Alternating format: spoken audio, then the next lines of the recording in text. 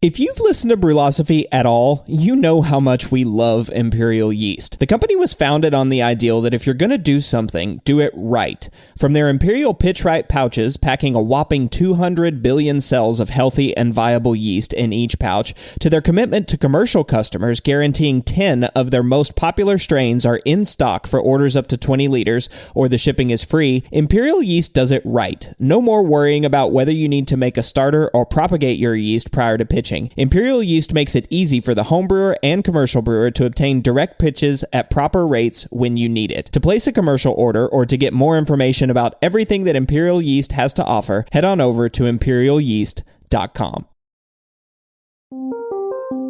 Welcome to the Brew Lab.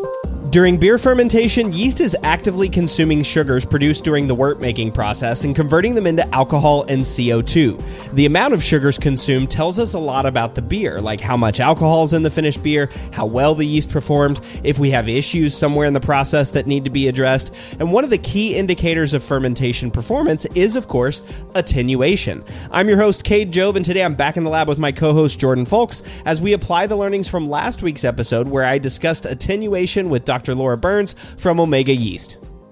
Attenuation is something I think I've been chasing for the last few years, really trying to dry my beers out with any method I can. And I've tried them all: mash temp, enzyme, oxygen, you name it. And so I'm excited to kind of dig into what we've seen in some Brewlosophy experiments related to attenuation and see if we can really hone in on what really drives it and whether or not we can taste any differences as a result. Yeah, I mean, there's obviously a lot that happens during fermentation, but that process of converting sugar to alcohol, that's kind of the key thing. And it does leave a lot of flavor active compounds. But for the purpose of this episode, we're going to focus on that actual conversion, right? The conversion of sugars to alcohol, or attenuation, how well that process works. So last week, Laura and I shared a bunch of scientific research, some tips and tricks for hitting your attenuation numbers.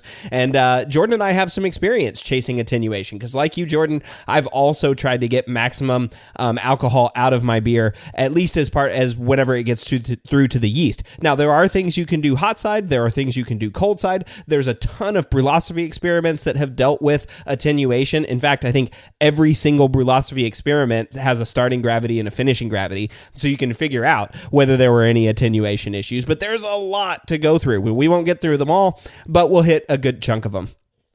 If you're not already a patron of Brewlosophy, please consider becoming one. We really appreciate the support we get from our patrons, and as a reward for your support, you get access to unpublished contributor recipes, discounts at YakimaValleyHops.com, an invite to a monthly live Q&A session, and becoming a patron is easy. There's no obligation. You can cancel at any time, but if you're out there listening to this show, I really, really hope you'll check it out. This month's guest is the Brew Lab's resident sensory scientist, Jeff Daly. As a listener of the show, you know that Jeff has incredible knowledge of hops, beer, and sensory. So if you want ideas about Incognito, Spectrum, Flex, any of the other Haas products, I bet he can give you some. To make sure you can attend this session and ask your questions of Jeff, you'll need to become a patron by visiting patreon.com/Brewlosophy. And of course, another great way to support us is by using those links over at Brewlosophy.com/support. There's some really cool affiliates who give us a small kickback if you purchase from their site using one of Brewlosophy's links. It doesn't change any part of your shopping experience, but it does help us out. So head over to Brewlosophy.com/support to check it out. All right, this week's feedback comes from listener James, who wrote in, "Good morning. I just finished listening to episode 131 about growing your own hops at home. There was a lot of great information, especially about how to use them. We planted 9 rhizomes last spring, 3 rhizomes per hole in the ground, and did not expect how they grew. I attached a photo of our Cascade hops on year 1. In the photo, you can actually see that the hops look like they grew up on the side of his house and onto his roof in a huge mass. So he says, I think I'm in trouble. Also, because rhizomes are considered living plants and because I live in Canada, I can only get Canadian hop rhizomes. I can't get anything from US or abroad. I'm loving the addition of Jordan to the podcast and the Applying the Science shows. I'm not a very science-minded person, so breaking it down into something I can understand is lovely. Cheers, James." Well, it sounds like these are pretty active rhizomes, or plants as it were, and that's really awesome to hear. Makes me wonder if there's some magic in Canadian Cascadian hops, right? And then, there's this new Canadian hop, Sasquatch, that's, I think it was a wild hop that they found. And I had a single hop beer in my homebrew club recently made with it. It was awesome. So maybe James can get his hands on Sasquatch. I don't know if you remember if that's proprietary or not. No, I don't know. That's actually the first I'd heard of Sasquatch. I hope it's a wild one that somebody just discovered. That'd be really cool. And a cool name for it too, right? A Canadian hop with Sasquatch. But James, yeah, it's cool. Cool to see your photos. And I hope that your hops are doing well and that you get lots of hops out of them this summer. So, all right, after this short break, we'll be back talking about attenuation.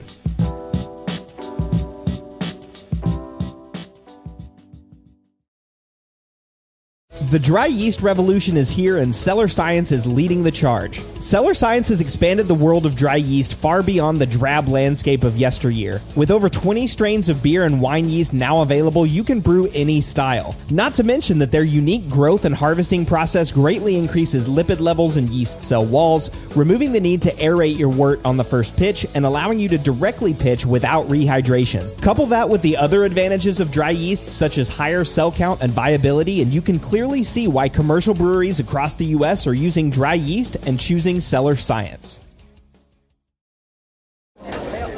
So, tell me about last night. Well, it wasn't what I expected. It had the perfect amount of spice. Sounds hot. It had all the flavor, and I wanted more. The ghost pepper wings from Popeyes are just so delicious. Wait, I thought you were talking about your date. Sometimes, things aren't always as they seem, like Popeye's ghost pepper wings that have the perfect level of kick and flavor. Try them for only $5 today. Limited time at participating U.S. restaurants. Price may vary. Tax extra. Love that chicken from Popeyes. Spin your passion into a business with Shopify and break sales records with the world's best converting checkout. Let's hear that one more time. The world's best converting checkout. Shopify's legendary checkout makes it easier for customers to shop on your website, across social media, and everywhere in between. Now that's music to your ears. Any way you spin it, you can be a smash hit with Shopify. Start your $1 a month trial today at shopify.com/records.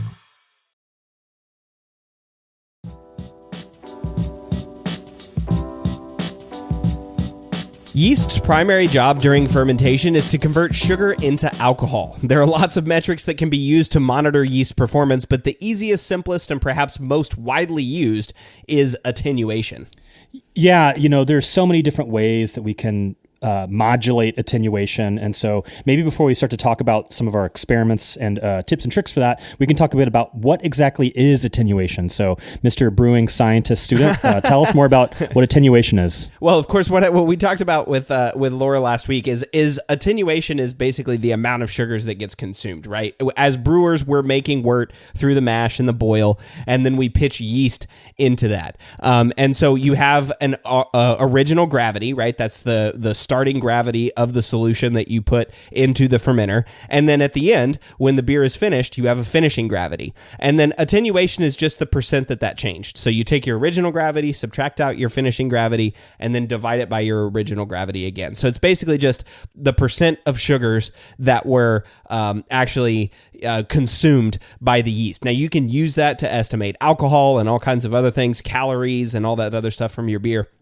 which is pretty cool. But the main thing is, how well did the yeast perform? It's a really good metric that says, okay, whenever you buy yeast from, for example, Omega's website or from Imperial or really anywhere, any yeast supplier, they're going to say they're going to have an attenuation range on the yeast, something like 65 to 75%, or maybe even higher for some yeast strains, like a diastatic strain might be up at 80% attenuation.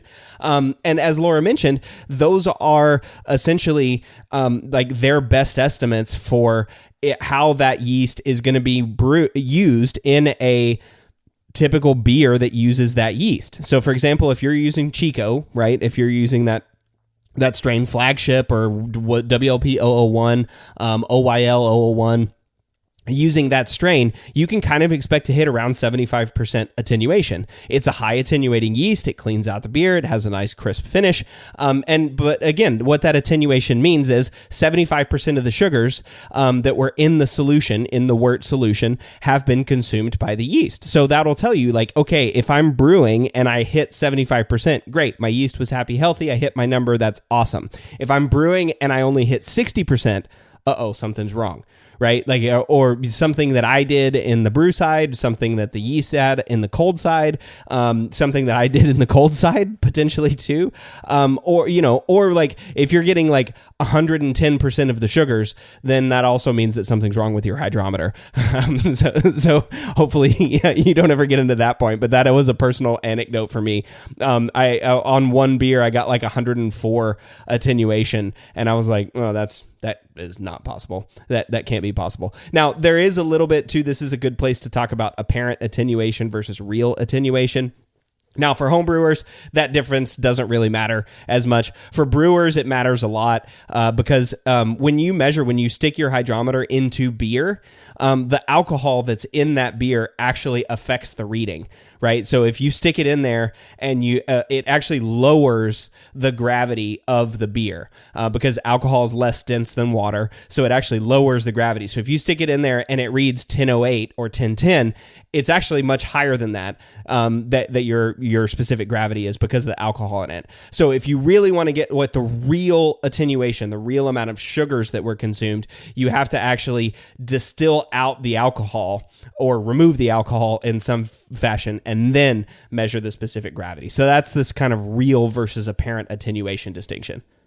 So, Cade, I'm curious, is there a simple rule of thumb for average gravity, fudging it? Because is it like +2, -2, or because you said it was much different, and like surely it's not. If you're reading 1010, it's actually 1020, right? No, it could be as much as like I'd say probably 8 gravity points would be my average, or would be an average. Like it'll be around 1 to 2 degrees Plato.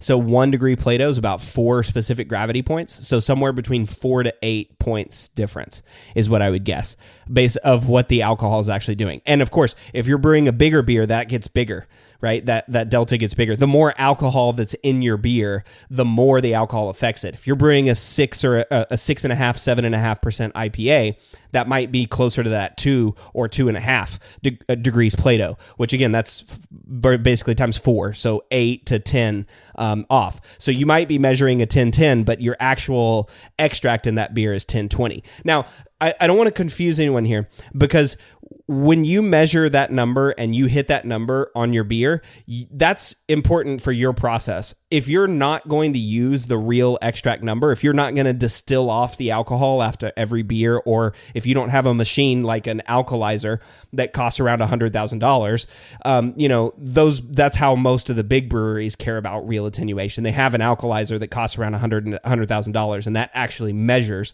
the real fermentation, the real extract that's left in solution. So if you don't have that equipment, then again, the distinction between real versus apparent attenuation for practical intents and purposes, especially as a home brewer or as a small brewer, you can still get very close information, right? You can still say, okay, this is the apparent attenuation that I was trying to hit, and I still hit that number, right? It can still be a rough metric of your process. Does that make sense?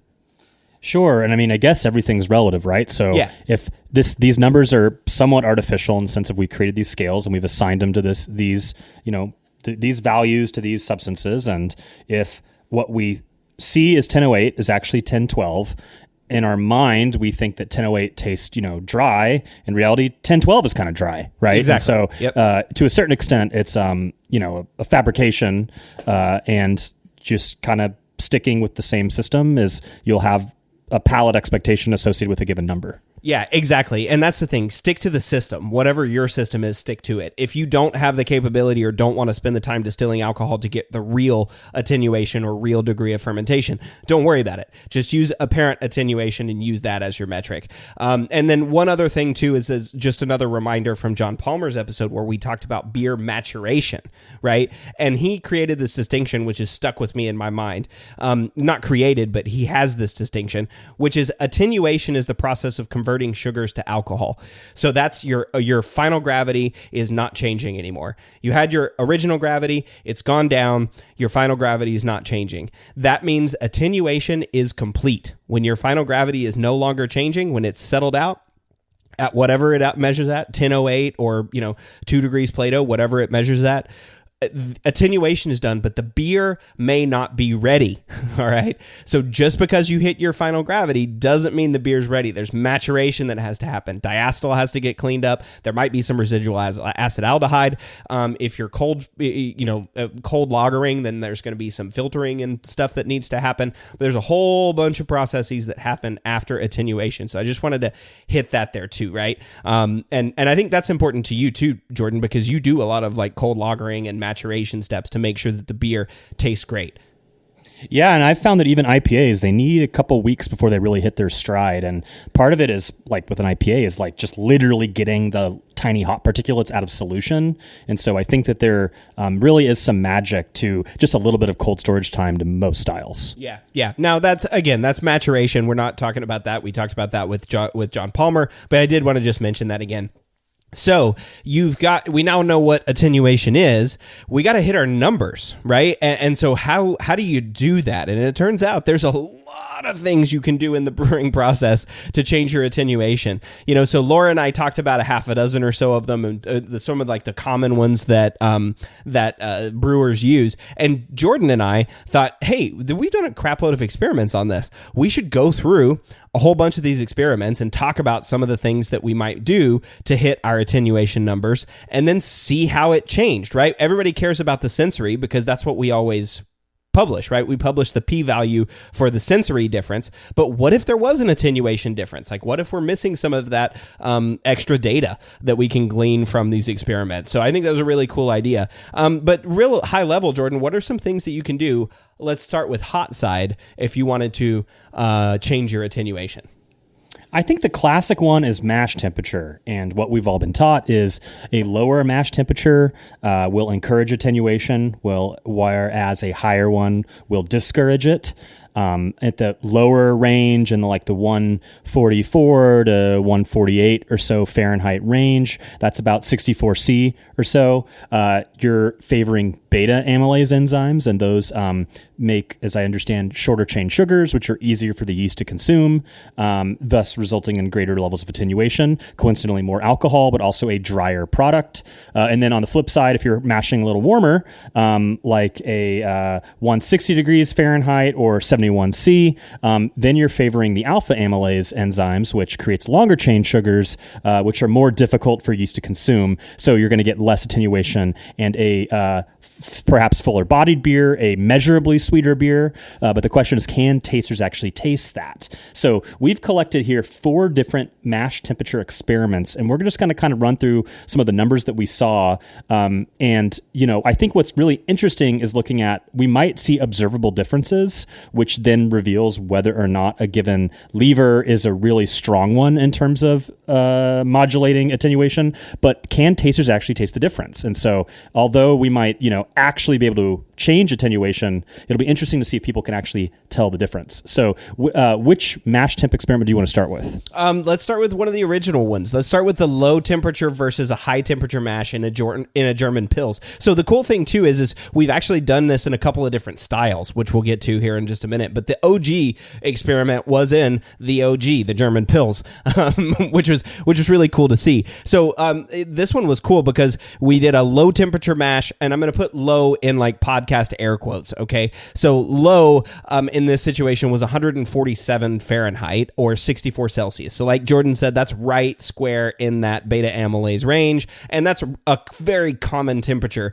that people mash at. It's not like we mashed at 130 versus like 180, right? We mashed at normal temperatures, just one was low and one was high. The high one was at 160 Fahrenheit or 71 Celsius. So that one definitely favors the amylase. So what we would expect to see, we'd expect the low one to have a lower finishing gravity and the high one to have a higher finishing gravity because less attenuation on the higher one.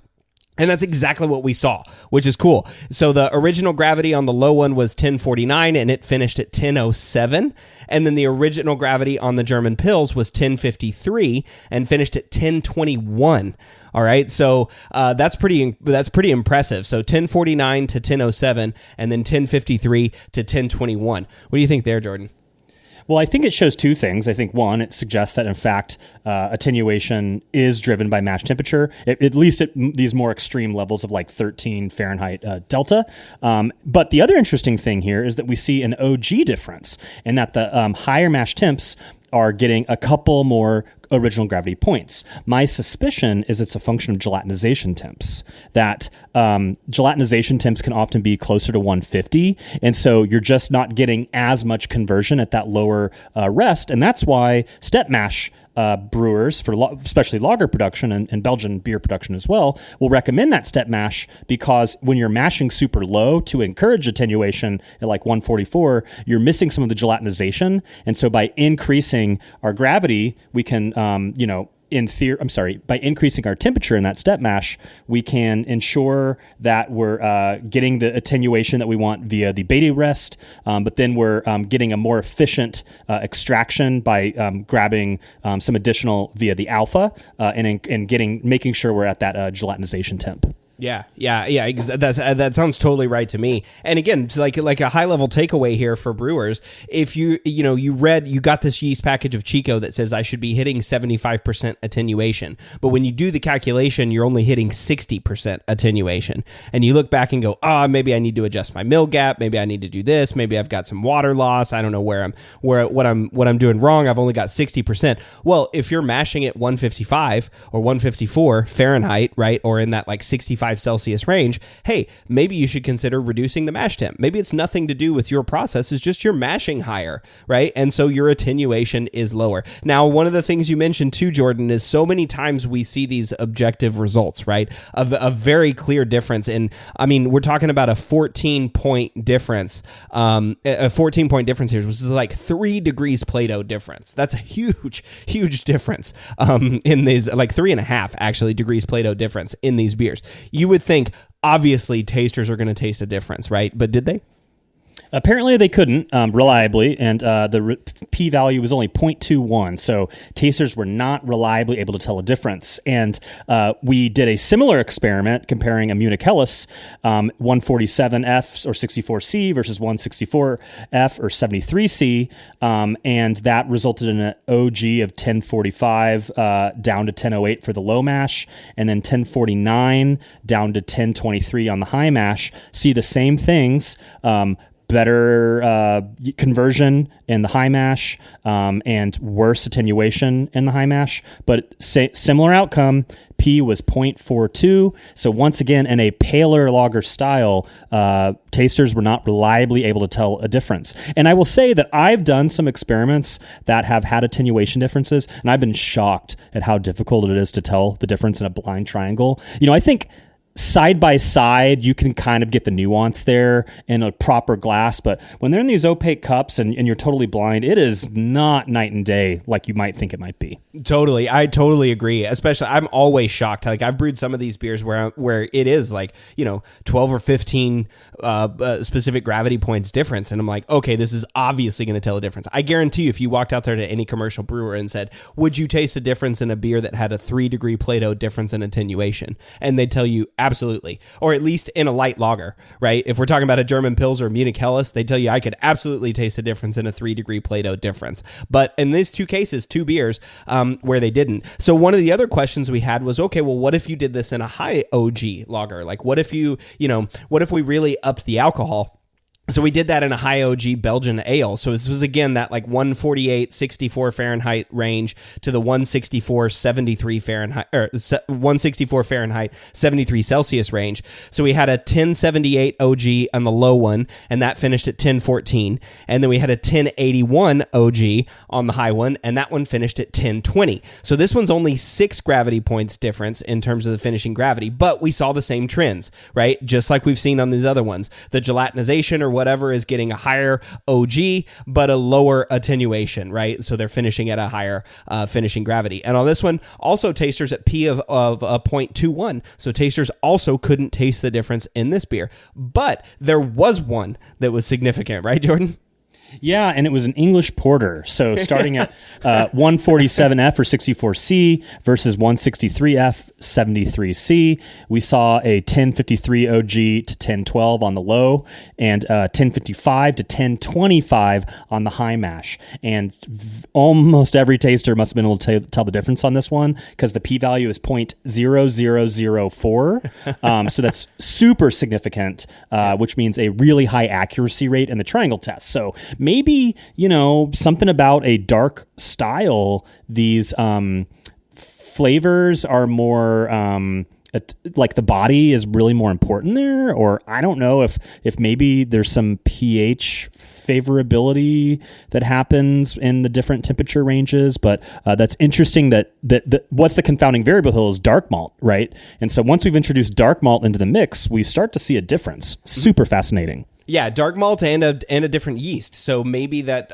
maybe an English yeast did something different, right, than a lager yeast or than a Belgian yeast. Maybe it behaves differently. I don't know. That one surprises me though, because if you had told me, all right, German Pils, Munich Helles, high gravity Belgian ale, and English porter, which one would you see the difference in mash temp? I would have said German Pils or Munich Helles, right? Like okay, fine. Yeah, if you're doing this kind of a low versus high, that's where I would have predicted it to be, but it wasn't there. But in all cases, in all four cases, we saw differences in attenuation, with the low temperature mash having better attenuation than the high temperature mash, just like what we've talked about and what we would expect to see in based on the science. Now, you mentioned pH, and I think we should talk about that one next, because that one is also highly talked about as impacting attenuation, because pH, again, we know that the pH of the mash is important because we need the proper pH for these enzymes, the alpha amylase, beta amylase, and proteinases, and all the other enzymes that are present in the mash to be able to work. And we've always heard this, like 5.2 to 5.6 range in the mash is the ideal pH. And people get so bent out of shape whenever they're at 5.5 or 5.1. And I was one of those brewers. They got all bent out of shape whenever we hear these pHs. And that one is one of those that's okay, it seems like if you got outside of that pH range, that something would happen to the attenuation. Some of those enzymes wouldn't perform as well as the other ones. So this is another one of those that I think has a high likelihood of impacting attenuation. Yeah, and this is interesting because I didn't really realize until hearing this podcast episode with Dr. Laura Burns that pH was associated with attenuation. I thought it was associated with conversion efficiency and maybe some flavor implications like tannin extraction or something. So let's dive into some results. So we had a brew club experiment. So that's members of the brew club, homebrew club, are able to contribute the occasional article. And so they do their best to meet our levels of rigor, but they're just not formal contributors. And we had one where they looked at high mash pH of 6.12 versus a normal mash pH of 5.28 in a cream ale. And don't see much of an OG difference, 1050 to 1051, but there was a pretty astonishing attenuation difference. The high pH had a 1016 finishing gravity, but that normal of about 5.3 finished at 1012. So there you go. We're starting to see some traction here that perhaps pH is more and maybe even less important when it comes to conversion efficiency because they had such similar OGs, but in fact that there's a pretty strong lever to pull in terms of ensuring attenuation.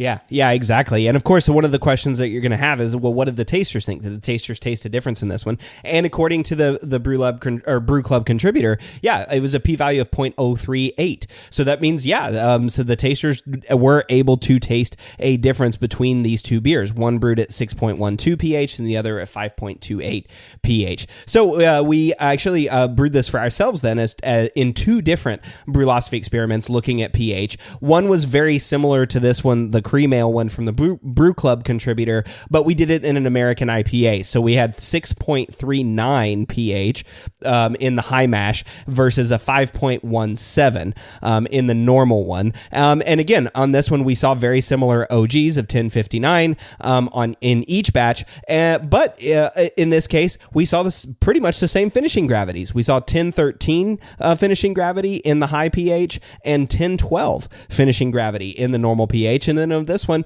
tasters couldn't tell a difference. P of 0.34. What do you think about that one, Jordan? I have a hypothesis. Oh, okay. I bet you it's related to the dry hop, because we know that dry hops raise pH, and I'm assuming that there was no post-boil acidification done in this one, because I'm like the only one that does that, and this wasn't my experiment.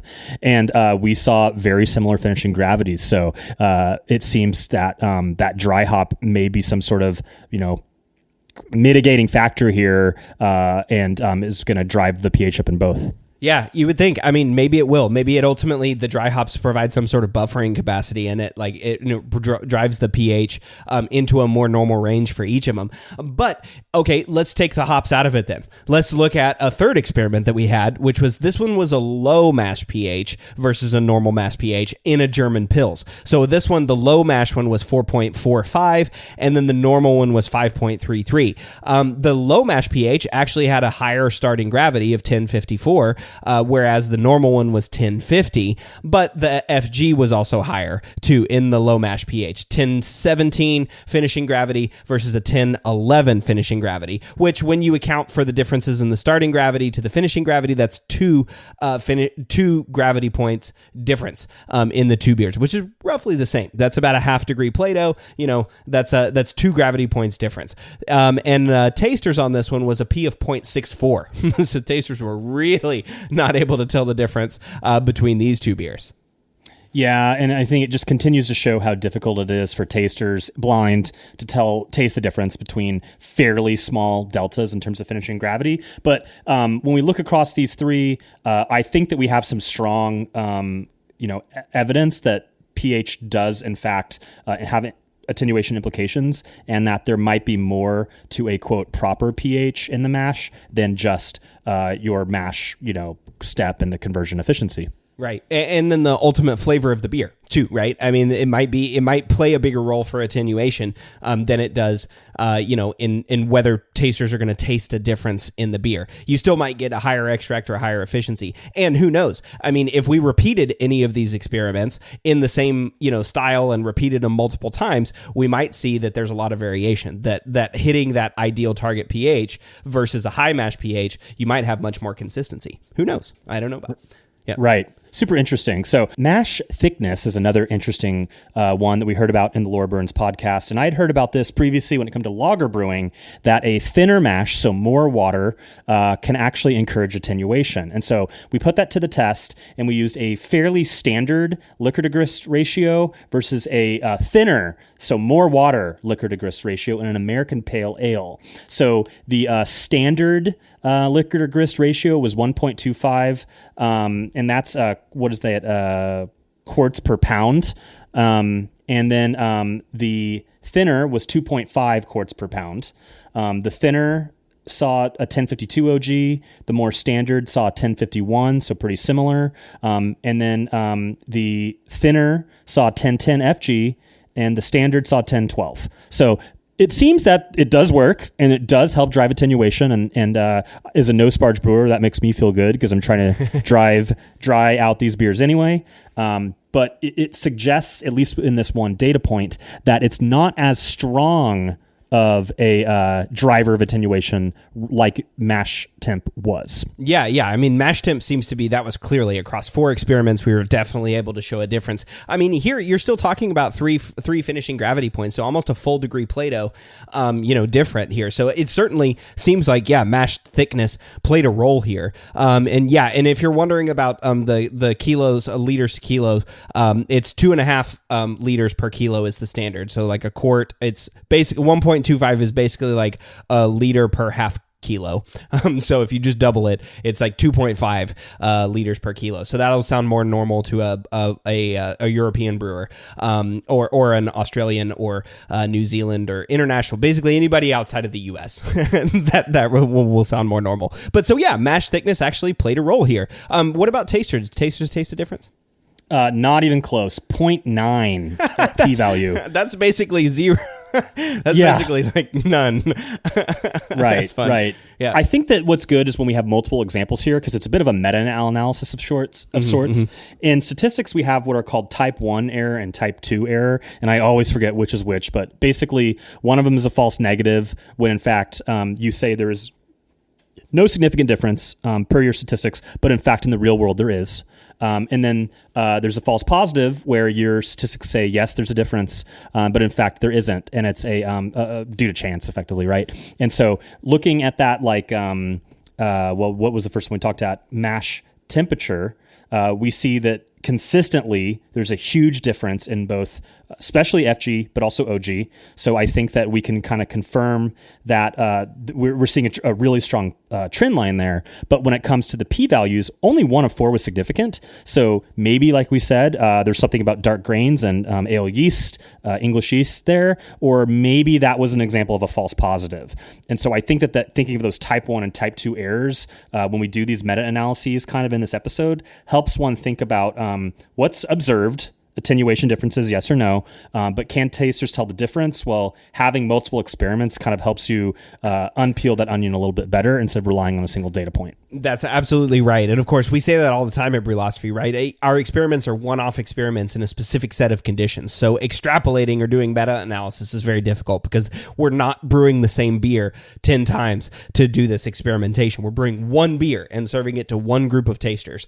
So always take that with a grain of salt. So there was another thing that you were talking to me offline about, Jordan, and this one it makes sense to me, but it wasn't something that I really thought about as like driving attenuation. But of course, it kind of makes it's one of those like duh, huh? It's like malt modification. Right. And so this is one of the arguments for decocting Czech lagers is when using traditional Czech malt, it's often lower modified, and that's intentional for Czech brewers because they want decoction and they're really trying to dial things in. And you hear this as well with some German brewers like Eric at Schönrammer. He's really focused on lower modification because he wants to dial that in via decoction.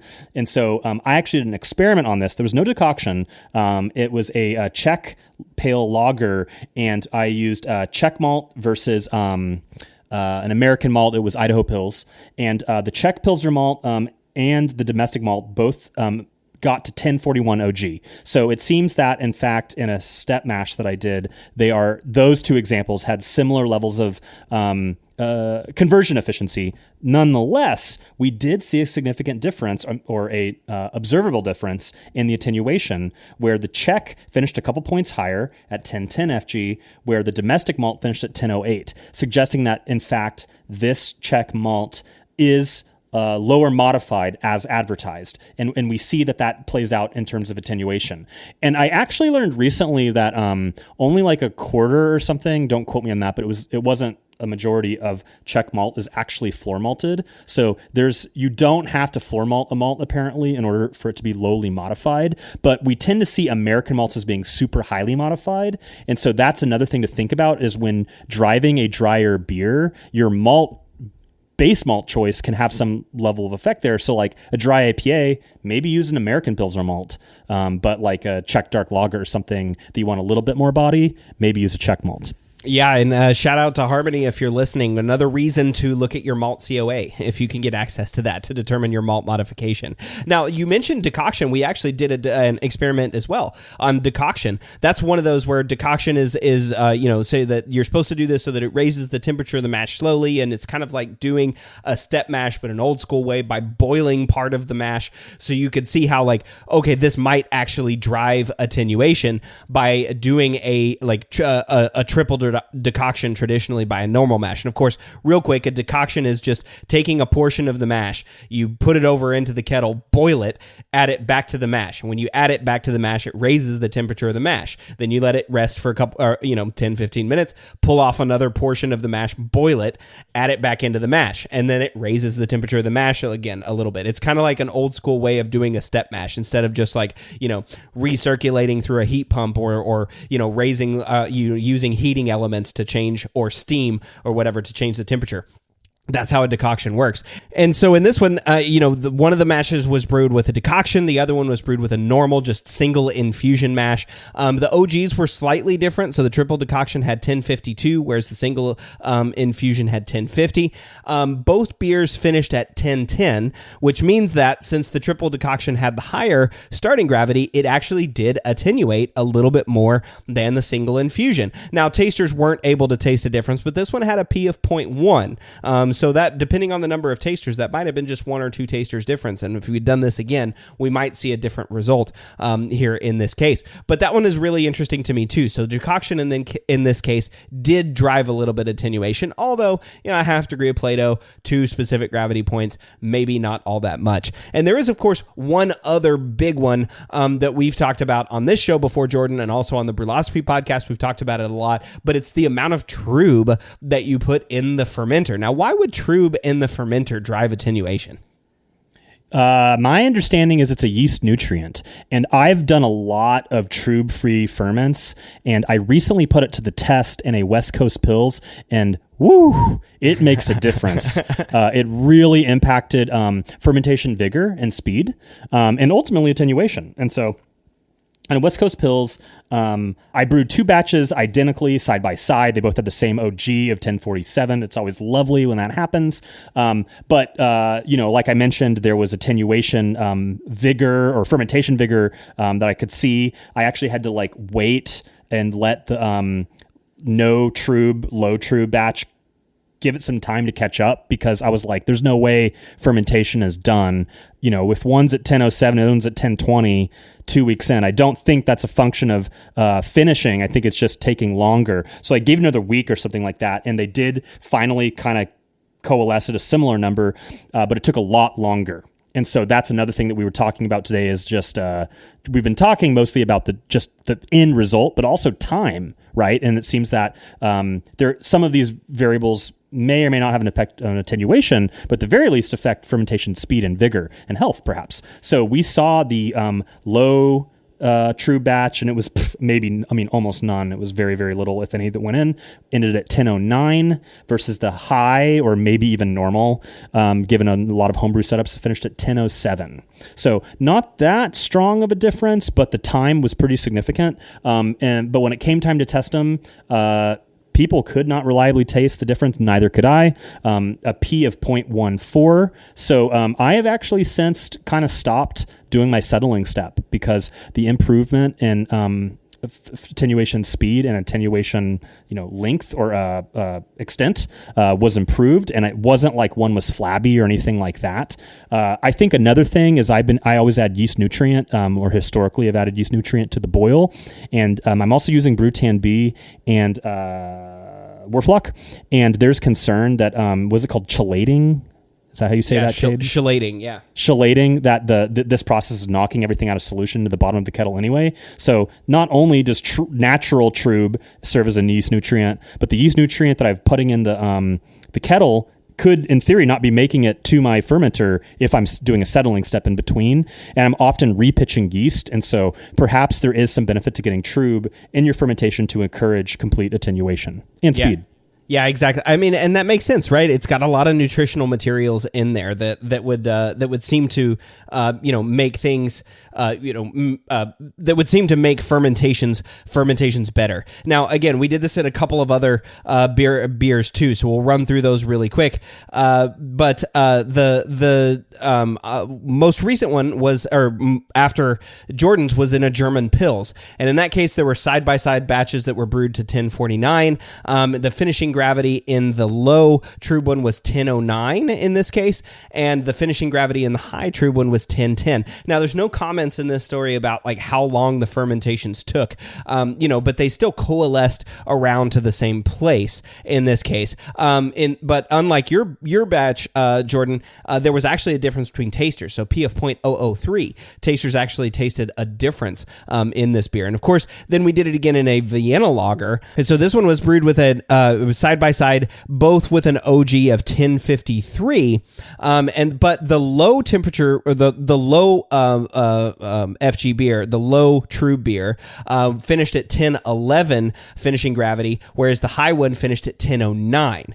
So the high true one actually fermented more, just like in your case, Jordan, that the high temperature one actually fermented a little bit more. And there's notes in this one that the one that got the high trub in it actually finished again earlier than the one that got the low trub. So again, some more examples of, hey, yeast nutrient that makes it into the fermenter might actually drive attenuation. So if you're seeing low attenuation numbers based on our like Brewlosophy meta-analysis, right, for a fermentation trub, fermentation temperature, and to some extent mash thickness and pH, all of those things can drive and affect attenuation. So let's take a quick break, and when we'll come back, we'll talk about cold side adjustments that you can hit to make your attenuation numbers.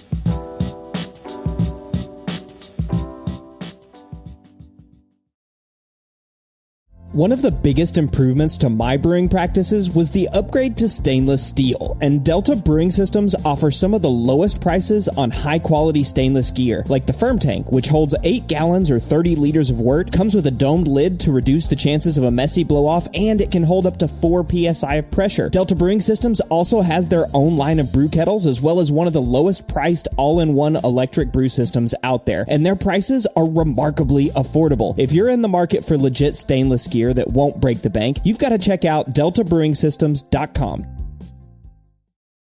We all know that designing recipes is really fun, and doing it well is so much easier with good software. We at Brewlosophy recently made the switch to Brewfather, and honestly, y'all, we could not be happier. Brewfather utilizes the latest technology to bring you the most robust cloud-based recipe design software that can be accessed anywhere, on your phone, tablet, desktop, and even offline. It also works seamlessly with numerous third-party devices to make it easier to monitor every step of your brew. I know change can be difficult, but trust me when I say you need to go to brewfather.app today to try it out for yourself. That's brewfather.app.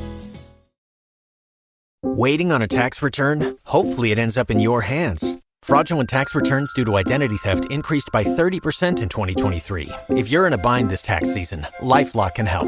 Our U.S.-based restoration specialists are experts dedicated to helping solve your identity theft issues. And all LifeLock plans are backed by the $1 Million Protection Package. So we'll reimburse you up to the limits of your plan if you lose money due to identity theft. Help protect your information this tax season with LifeLock. Save up to 25% your first year at LifeLock.com/aware. Spin your passion into a business with Shopify and break sales records with the world's best converting checkout. Let's hear that one more time. The world's best converting checkout. Shopify's legendary checkout makes it easier for customers to shop on your website, across social media, and everywhere in between. Now that's music to your ears. Any way you spin it, you can be a smash hit with Shopify. Start your $1 a month trial today at shopify.com/records.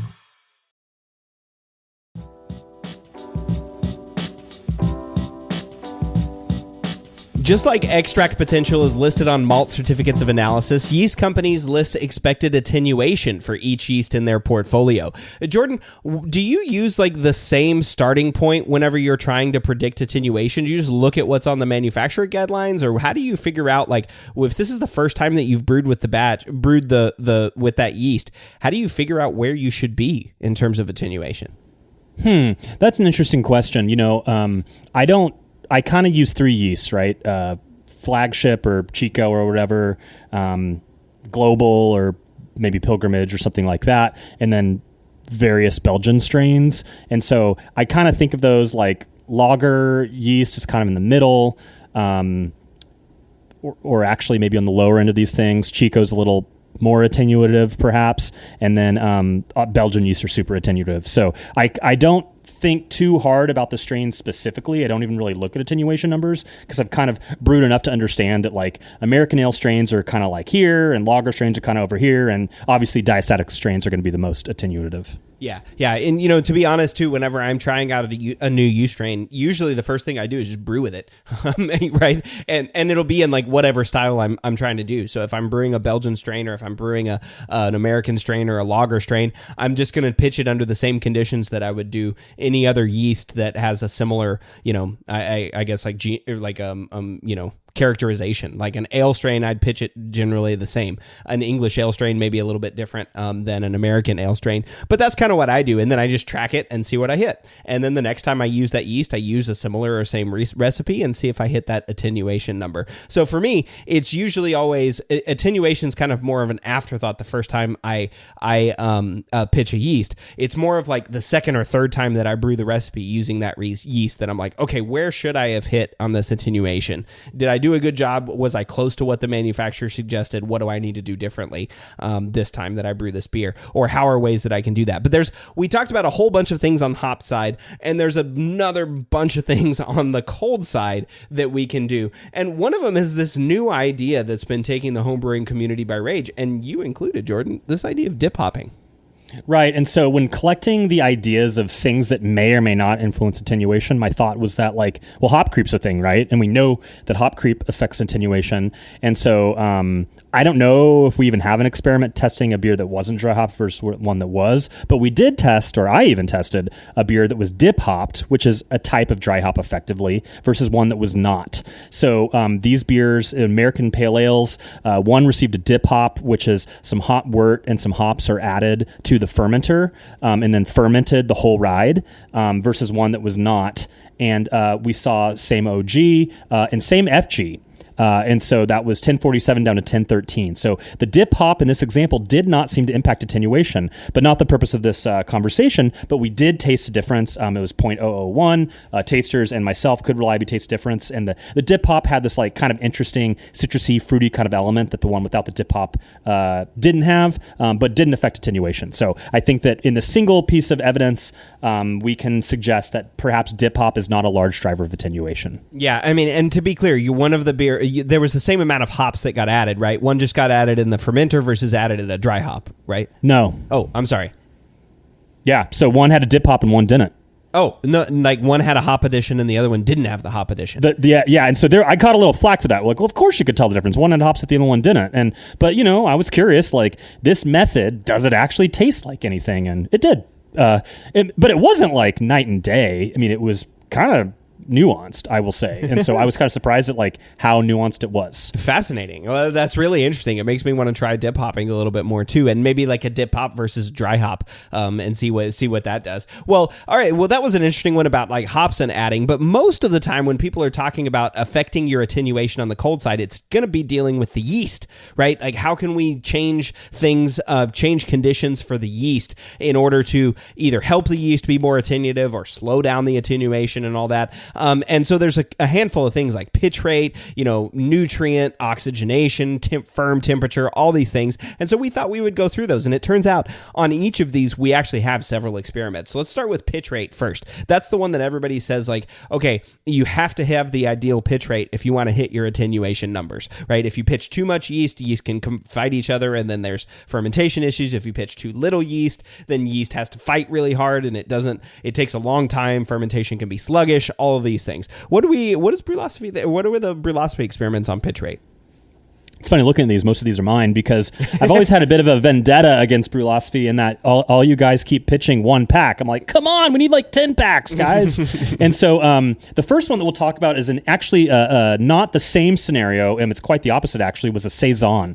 And so one thing I've heard is you want to underpitch your Saisons. I've also heard you want to underpitch your Weiss beers to really encourage the clove, phenols, et cetera, that we want from those types of expressive yeast strains. So I tested a, kind of rule of thumb underpitch of 0.5 million cells per milliliter per degree Plato versus 1.0 million cells per milliliter per degree Plato in a Saison. So, the standard ale pitch rate recommendation is 0.75, lager is 1.5. Once you get into higher gravity brews, some things kind of shift upwards a little bit. So you can see here slightly low, slightly high. And we did actually see an OG difference, was just a function of, just trying to nail it in on the two systems side by side. So I went ahead and did the underpitch in the slightly higher OG of 1058, and I did the overpitch in 1055 OG batch. And sure enough, we did see a bit of a difference there with the lower pitch rate finishing at 1006 and the higher pitch rate finishing at 1004. And so we see that, in fact, the recommendation to reduce your pitch rate on a Saison may come at the expense of attenuation. And also probably fermentation vigor and speed. But can tasters tell a difference? They couldn't. And I will say that, it's close. Like side-by-side blind, it was really hard. But when you pour them in a glass and really think hard and the answer, the overpitch is a little less expressive in the phenols. But blind and 3 plastic cups, it's tough. It's really tough. And so I think that to me, I learned that pitch rate, you got some wiggle room in the Saison realm. Yeah, and it's interesting too, because you mentioned Weiss beer, and I was having a conversation during one of our Patreon chats, and somebody was saying, hey, I got an idea for a good experiment. It would be under pitching a Weiss beer to sort of drive up some of those like isoamyl acetate and some of those clove flavors that you want, the banana and clove in a Weiss beer. And so I thought, okay, cool, let's do it. So I brewed a Weiss beer in sort of what I would call an under versus over pitch. And again, so this is kind of like Brulosophy pitch rates. The Imperial fresh packs of yeast have 200 billion cells in them. So I pitched a half a pack of Imperial yeast in one Weiss beer, and then I pitched 1.5 packs in the other one.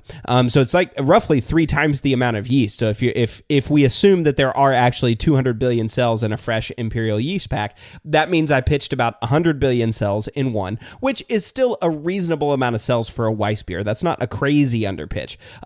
But then I pitched 300 billion cells in the other one. So 3 times the amount of cells, in a 5-gallon, 20-liter batch. This was, of course, a double batch. So the OG was 1046, but both beers finished at the exact same finish gravities of 1.006 FG. So both of them hit the same. And then tasters weren't able to tell a difference, a P of 0.21. And I remember whenever I tasted these two, I expected loads of banana and clove from the one that was underpitched versus the one that was overpitched. And I just didn't get it. I mean, there was really no difference in those two beers. They tasted identical.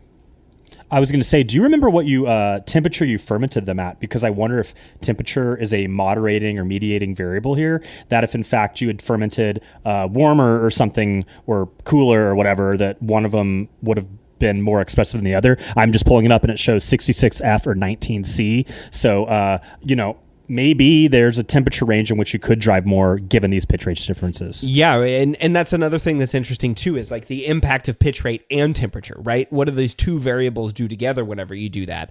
So that's interesting. We also did this one more time in an international pale lager, and in that case we did more of like a traditional ale pitch rate versus a traditional lager pitch rate in that international pale lager. So we did 0.75 million cells per mil per degree Plato in one, and then 1.5 million cells per mil per degree Plato in the other. This one again was a 1046, I think, side-by-side brew, and then finished the lower pitch rate finished at 1020 FG, and the higher pitch rate finished at 1010. So in a lager, it did seem to make a big difference in the fermentation, or because there's about an 9 finishing gravity points difference, which is about 2 degrees Plato difference. Yeah, this one was me, and these were fermented colds, and once again we saw the low pitch rate, like in the West Coast Pilsner example with Trub, the standard ale style pitch rate fermented much slower and ultimately finished way higher too. And so it was another case of like, I had to give it more time because it was like, I'm not convinced it's done. It just needs more time. And when I did my semi-blinds, I really struggled to taste the difference. And I was shocked that one, it wasn't an estery mess or, a fermentation flaw, associated with pitching relatively low in a cold environment. But nor could I really taste the difference between the attenuation or finishing gravities. And blind tasters couldn't either. It was 0.34. So this is one of many experiments that I've done where there was a fairly stark FG difference, and I struggled to taste the difference. Yeah, which again, so it continues to be surprising every time that we do that. Now, these were the pitch rate experiments. So in pitch rate, it's kind of a mixed bag, but generally we're able to see that underpitching the yeast has resulted in lower attenuation. We just talked about what would that be like in conjunction with fermentation temperature. So let's go there too. And before we get into the fermentation temperature results, I do want to have a big caveat here too, in that fermentation temperature is highly yeast dependent. Yeast, because they're genetically different, they deal with fermentation temperatures in different ways, right? So if we're pitching a kveik and a lager, they're going to behave differently at different temperatures for the most part. So you kind of have to view this, again, as a one-off experiment where we're looking at one yeast strain at one set of fermentation temperatures in comparison. And since I mentioned the kveik, and I did this experiment, I'll start there. So I actually used A44 kveiking in a blonde ale, and this one was fun. I put one in my fermentation, in my fermentation fermentation chamber at 75 Fahrenheit, 24 Celsius, and the other I left in my hot garage during the middle of a Texas summer. So it got up to 90 to 97 Fahrenheit was kind of the range of the garage, which is 32 to 36 Celsius, which is really hot.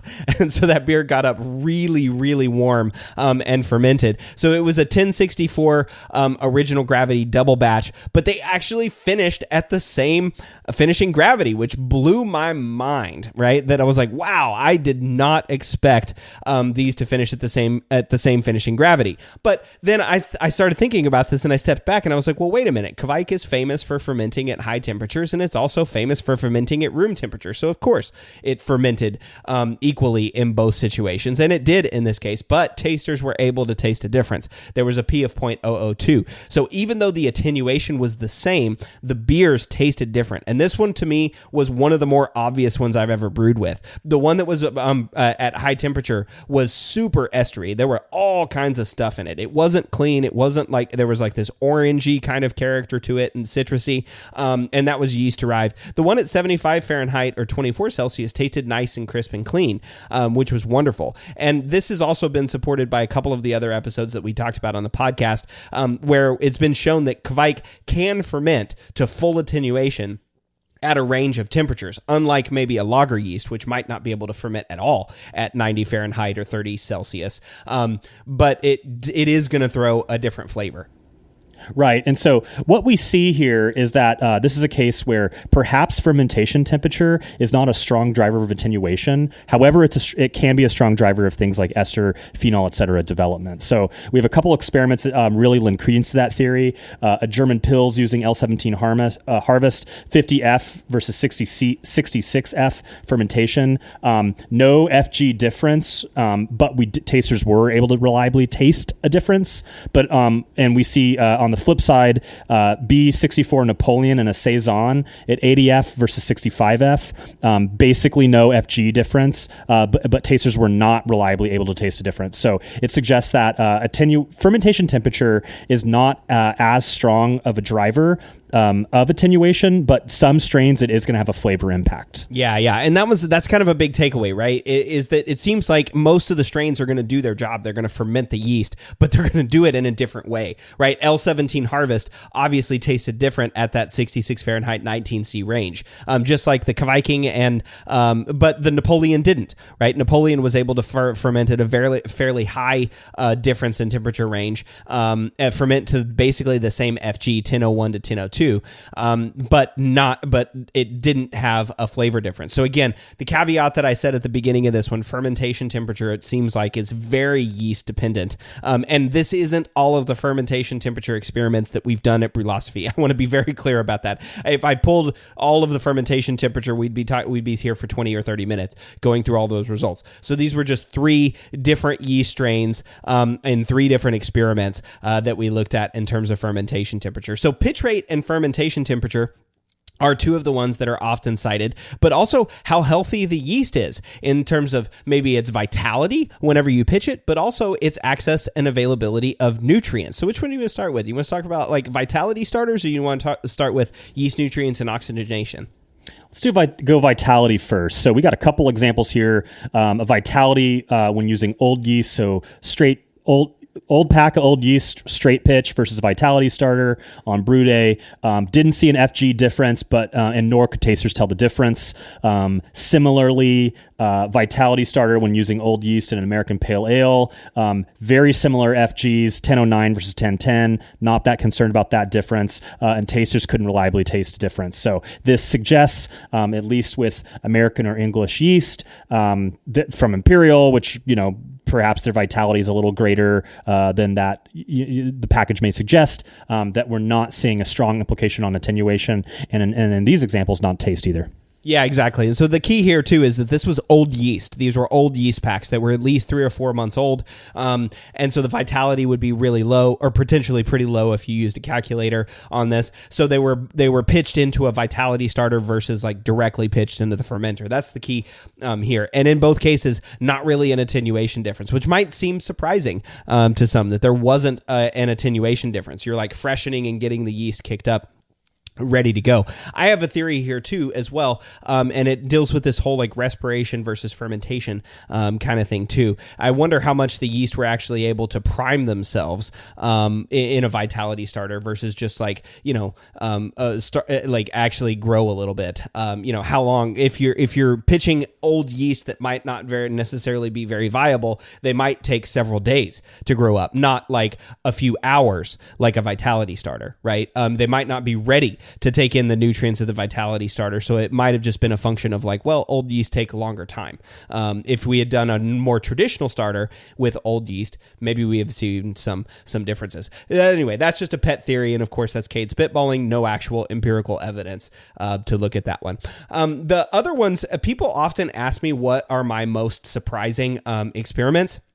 And it's the ones that deal with yeast nutrients. And we've done a whole bunch of these looking at oxygenation and yeast nutrition, because I guarantee you, if you go out there, if you talk to Vinny Cilurzo, or if you talk to the people at Sierra Nevada, or if you talk to Stacey Williams and any of the brewers at New Belgium, if you talk to the folks at Bell's, you talk to any of the major brewers, Freem, any of the major brewing companies in the United States, they're going to tell you that they oxygenate their wort in some way, and that they probably use yeast nutrient. And that's because they have experience, and they've experienced fermentations that went sour because they didn't have proper yeast nutrition.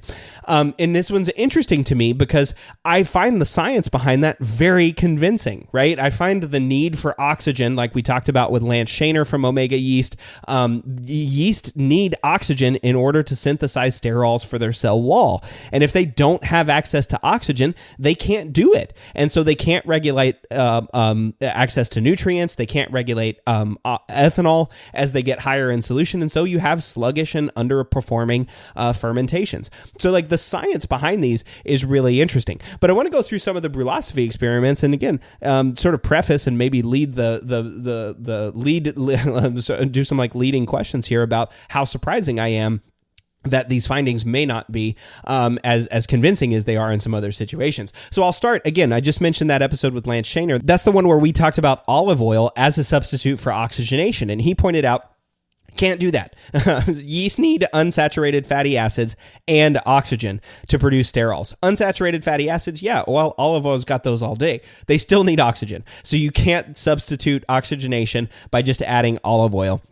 And that made sense. Although I will say, so I added olive oil. I added 8 mils of olive oil, which is way more than people would suggest. Like I'm talking like 100 times more than what we would need to add if we were really interested in substituting unsaturated fatty acids. So I added 8 mils of olive oil as a yeast nutrient in a Kolsch. And so the OG on that one, it was a double batch of 1044 that was split into 2 fermenters, and it finished at the same finishing gravity of 1003. So the one that with olive oil and the one without olive oil both finished at 1003. But the one with olive oil fermented faster. So this was like you saw earlier, Jordan, in some of your experiments where the fermentation itself was more vigorous in the olive oil one. And that's because I think I gave the yeast its unsaturated fatty acids. I gave it some nutrients that it otherwise didn't have. Now, it still needed oxygen and it still needed some other things, so it might have still been oxygen limited. And thus, that's why it got to the same attenuation. It served it to tasters, and the p-value was 0.08, meaning that tasters couldn't taste a difference, which I find surprising given that there was 8 mils of olive oil in that batch of beer. But in any event, that yeast nutrient didn't seem to do it. Yeah, and correction, was 0.88, so even worse. People were really unreliable at tasting that. And so we got a few others here related to yeast nutrient and oxygenation. And I think the one problem with these, a big glaring issue, is every single one of these is using fresh yeast. And as we've talked about on this show, the need for pure oxygen as well as the need for yeast nutrient is way less important on your first generation, because those yeasts have already have their sterols, there, and they're in a lot better shape going into that primary fermentation straight from the manufacturer. So we tested yeast nutrient, kind of standard brewer's yeast nutrient in a Schwartz beer, no FG difference, and tasters couldn't reliably taste the difference at 0.4. So it seems that at the very least with fresh yeast nutrient may not be necessary. So diving into oxygenation, we have 3 examples here. We have none versus pure O2 for 30 seconds in a British Golden Ale.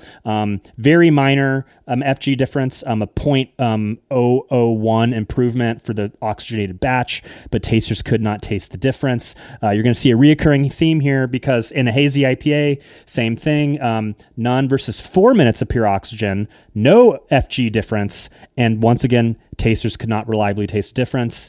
And then finally, this one's kind of cool. High OG ales are sometimes recommended to do a second dose of pure oxygen, like the day after your brew day, the morning after or something, to really give that yeast a fighting chance.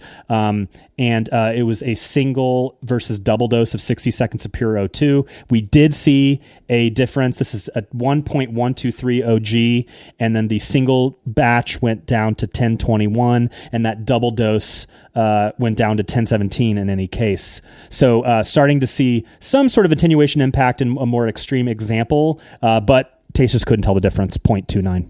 Yeah. I mean, these oxygenation ones, again, like you said, the huge caveat in terms of fresh yeast, but we did start to see its impact in high OG ales. And so this is one of those things that we've always had on our list for Brewlosophy, and it's one of those that we'll probably study at some point in the future, but it's serially repitching and then using oxygen at that point. Just whenever we get to that point, we'll get around to it. It's one of those on the list for the future.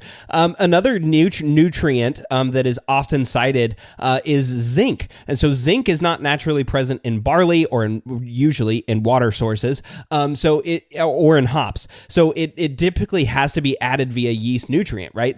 So that's zinc is a cofactor for yeast, and so some of these reactions that yeast needs to do to be able to synthesize the things it needs to ferment, zinc is the cofactor for that. So it's often suggested that zinc is needed in terms of your yeast nutrient. So I did a couple of experiments looking at zinc.